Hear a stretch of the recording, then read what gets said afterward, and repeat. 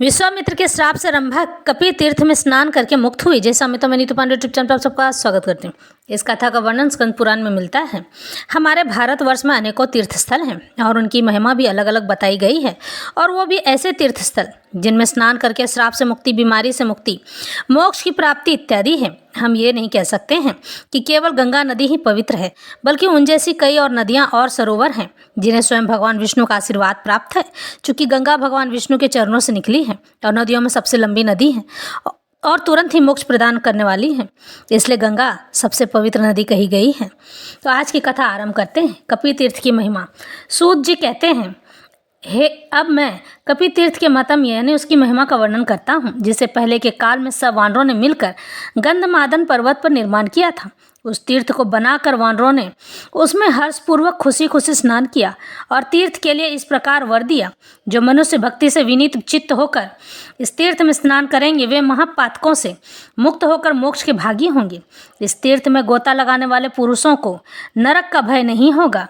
इसमें स्नान करने वाले लोगों को दरिद्रता नहीं प्राप्त होगी, यमराज की यातना भी नहीं भोगनी पड़ेगी।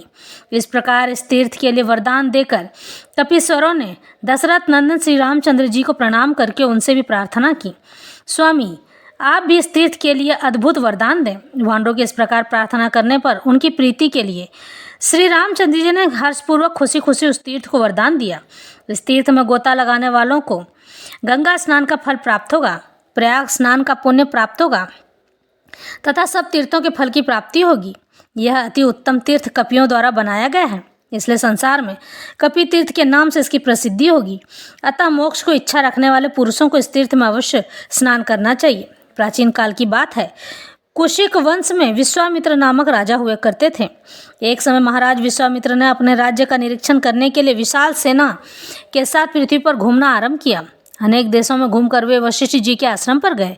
महात्मा वशिष्ठ ने अपनी कामधेनु के प्रभाव से राजा विश्वामित्र का उत्तम आतिथ्य सत्कार किया। कौशिक विश्वामित्र ने कामधेनु का प्रभाव जानकर वशिष्ठ जी से वह सब मनोरथों को देने वाली गाय मांगी। वशिष्ठ जी ने उसे देने से इनकार कर दिया।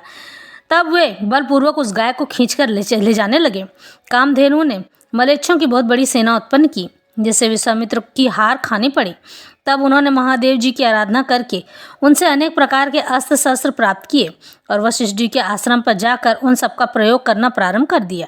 विश्वामित्र ने सब अस्त्र चलाए, ब्रह्मास्त्र का भी प्रयोग किया, परंतु ब्रह्मानंदन वशिष्ठ जी ने अपने तपोबल से एकमात्र ब्रह्मदंड के द्वारा विश्वामित्र के उन सब अस्त्रों को नष्ट कर दिया। इस प्रकार पराजित होने पर विश्वामित्र को बड़ी लज्जा हुई। अब वे स्वयं ब्राह्मणत्व प्राप्ति के उद्देश्य से तपस्या करने के लिए वन में चले गए। उन्होंने उत्तर दिशा में जाकर हिमालय पर्वत पर कौशिकी नदी के पापनाशक पुण्यमय तट पर 1000 दिव्य वर्षों तक तपस्या की। निराहार जितेंद्रीय रहकर नेत्र बंद करके श्वास और क्रोध को जीतकर वे निश्चल भाव से खड़े रहे।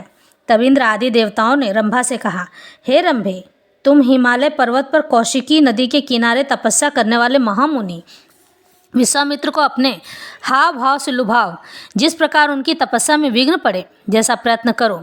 इंद्र के ऐसा कहने पर रंभा विश्वामित्र के आश्रम पर गई और मुनि के नेत्रों के सामने खड़ी हो सुंदर रूप धारण करके अपनी मनोहर चेष्टाओं द्वारा उनके मन को लुभाने लगी। इतने में ही मन में आनंद बढ़ाती हुई कोयल भी कूक उठी। पीकी का मधुर कलवर सुनकर और रंभा को वहां उपस्थित देकर मुनिवर विश्वामित्र का हृदय संशय में पड़ गया। उन्होंने समझ लिया कि यह सारी करतूत इंद्र की है। तब उन तपोधन ने क्रोध में आकर रंभा को श्राप दिया, हे रंभे, मैं क्रोध को जीतने की इच्छा रखता हूँ और तू यहाँ विघ्न डालने के लिए आकर मेरे क्रोध को बढ़ा रही है, इसलिए तू 10 लाख वर्षों तक यहाँ शिला यानी पत्थर होकर पड़ी रह।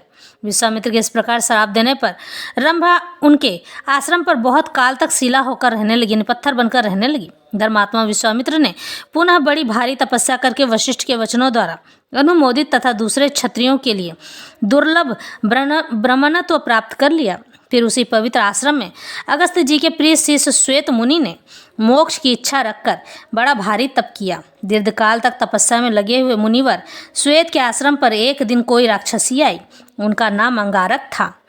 उस भयानक राक्षसी ने मूत्र, रक्त और विष्ठा आदि के द्वारा अनेक आश्रम को गंदा कर दिया। मूत्र यानी पेशाब, रक्त यानी खून, विष्ठा यानी मद या मवाद, यानी कि जब घाव में मवाद भर जाता है उसे कहते हैं विष्ठा, और अनेक उपद्रवों से उन्हें सताना आरंभ कर दिया। तब श्वेत जी ने कुपित हो यानी गुस्सा होकर विश्वामित्र जी के श्राप के शिला भाव को प्राप्त रंभा को ही वायवस्त्रा से संयोजित करके उस राक्षसी के ऊपर फेंका, यानी कि उस शिला को, यानी रंभा जो बनी थी शिला पत्थर बन गई थी, उस पत्थर को ही उस राक्षसी के ऊपर फेंक दिया। वह शिला वायवस्त्रा से यानी कि अस्त्र बन गई थी। प्रेरित हो राक्षसी के ऊपर टूट पड़ी। राक्षसी उस शिला के भय से भाग चली। भागते भागते वह दक्षिण समुद्र के तट पर कपि तीर्थ के समीप जा पहुंची। भय से वह राक्षसी अत्यंत व्याकुल हो रही थी। वह शिला भी राक्षसी का पीछा करती हुई वहां तक गई और कपि तीर्थ में गोता लगाती हुई राक्षसी के ऊपर गिर पड़ी। मस्तक पर शिला के आघात से राक्षसी वहीं मर गई। इधर कपि तीर्थ में स्नान करने से विश्वामित्र के श्राप को प्राप्त हुई वह शिला अपने शिला रूप को छोड़कर रंभा के रूप में पुनः परिवर्तित हो गई। उसके बाद दिव्य वस्त्रों से सुशोभित तो वह दिव्य विमान पर बढ़कर अपने लोक को चली गई और बारंबार कपि तीर्थ के महात्म्य की प्रशंसा करती हुई अमरावती पुरी को चली गई। वह राक्षसी भी घृताची नामक अप्सरा थी जो कपि तीर्थ में स्नान करके अपने स्वरूप को प्राप्त हुई। इस प्रकार अगस्त शिष्य श्वेत जी के प्रसाद से रंभा और घृताची कपि तीर्थ में स्नान करके शिला भाव और राक्षसी रूप को त्याग कर अपने स्वरूप को प्राप्त हो गई। इसलिए प्रयत्नपूर्वक कपि तीर्थ में स्नान करने से मनुष्य के श्राप मुक्त होते हैं, जिसे श्री रामचंद्र जी ने स्वयं ही आशीर्वाद दिया था। इस तरह से यह कथा संपन्न होती है।